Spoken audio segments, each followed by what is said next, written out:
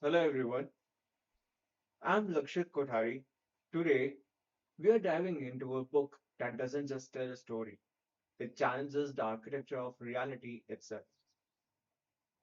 The book is Quantum Karma, written by Amrish Shah, the screenwriter of Dawn 2, founder of Supermind, and a best selling author whose work consistently merges psychology, spirituality, and narrative intensity. This book is not mythology, it is not blind belief, it is a philosophical thriller grounded in quantum theory, karmic memory, and psychological realism. At its core, it follows Aditya, a criminal lawyer haunted by delusions, resentment towards his father, and an eerie knowledge of a vehicle collision that happened before his birth. Under the guidance of his wife, Sakshi, and inspired by the teachings of Bhagavad Gita, he begins an investigation that stretches beyond crime, not consciousness, memory, and lifetimes overlapping. And what he uncovers changes everything. Let's begin. What if your life didn't start at birth? What if it began as energy, as information waiting to become you? Quantum karma, it suggests your fears, your talents, your emotional triggers are not random. They are stored memory. Your past defines probabilities, your awareness selects reality. Karma is not punishment, it's feedback. And the moment you become conscious, you stop reacting, you start creating. This is quantum karma.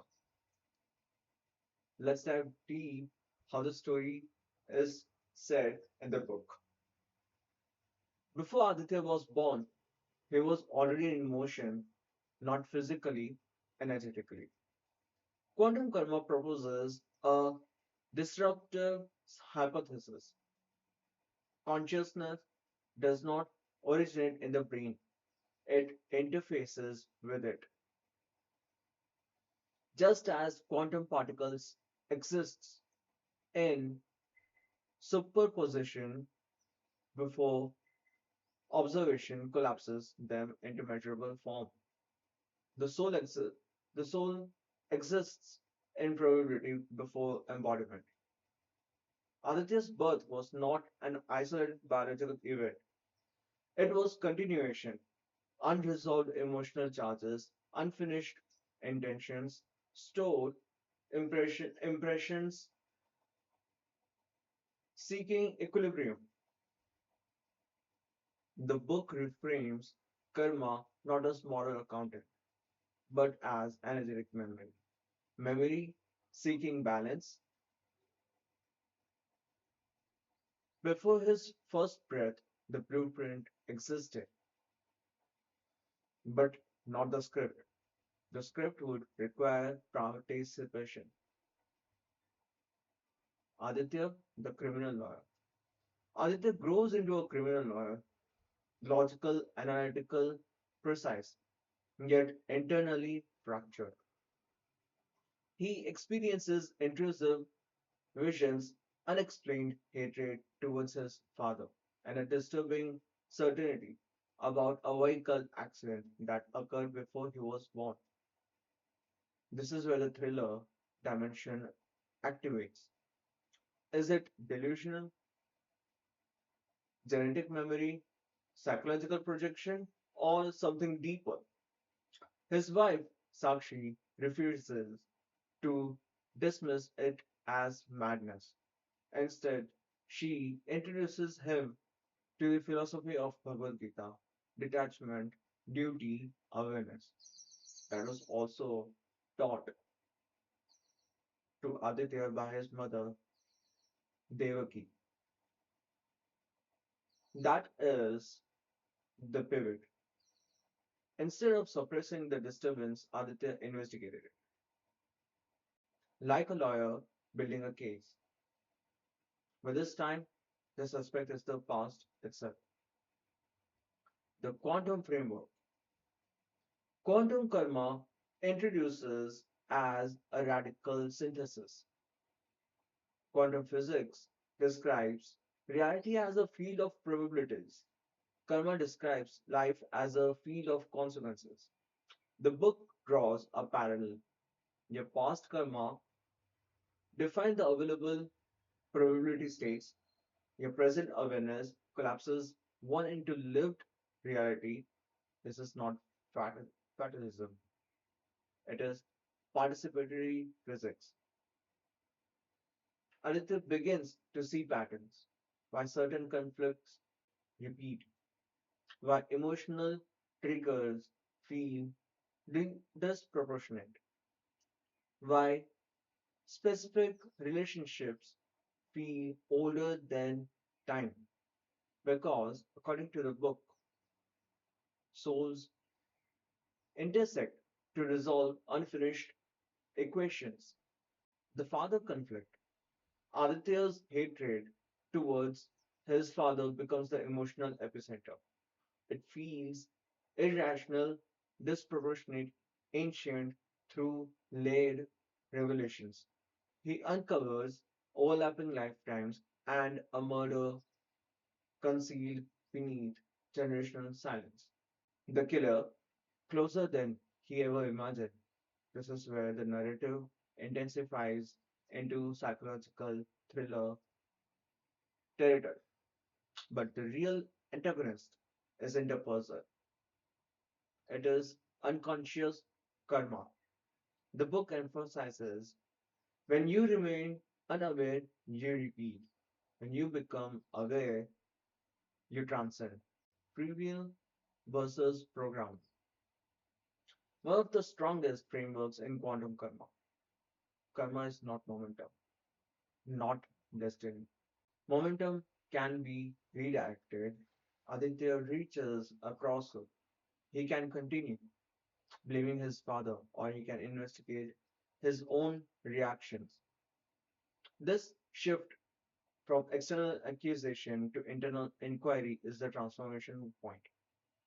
Karma dissolves not through revenge but through awareness. Relationships as mirrors. Sakshi is not just a supportive wife, she is a karmic mirror. The book argues that intimate relationships accelerate karmic resolution. They expose control patterns, attachment, fear of abandonment, validation, addiction. Love is not romantic destiny, it is evolutionary friction. Aditya begins observing instead of reacting, and something subtle shifts.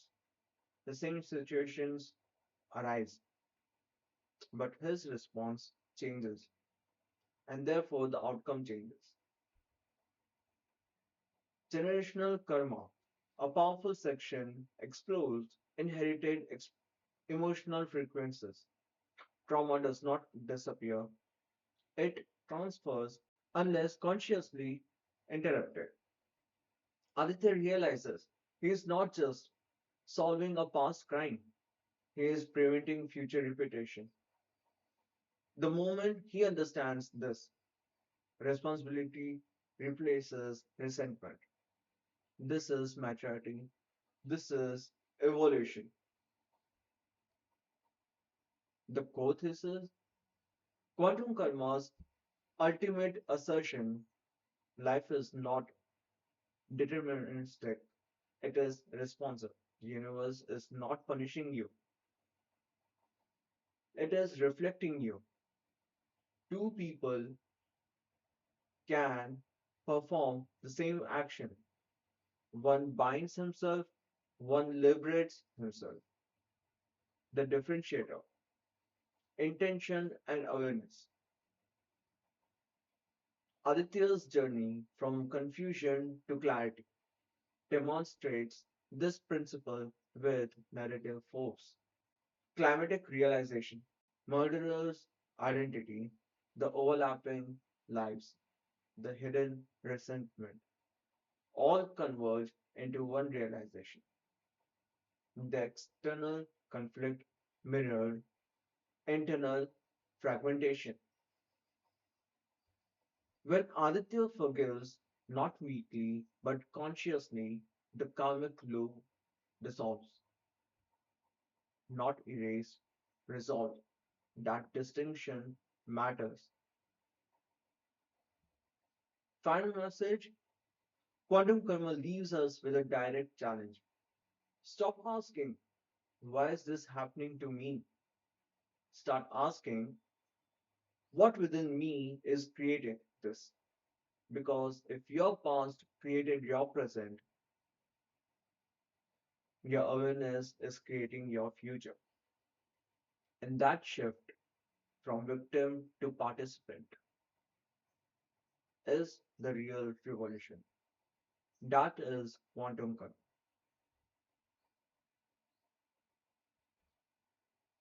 So, what do I personally think? Quantum karma is not just a novel, it's a framework disguised as a thriller. It forces you to confront a hard truth. Your circumstances may not be your fault, but your awareness is your responsibility. If you are ready to question destiny, if you're willing to audit your own reactions, if you want a story that challenges your perception of time, identity, and casuality, this book is worth your attention. I am Lakshit Kodhari. If this breakdown gave you clarity, depth, or a new perspective, like, share, and subscribe because we are not just reviewing book here, we are decoding reality. I'll see you in the next one. Bye. Signing off.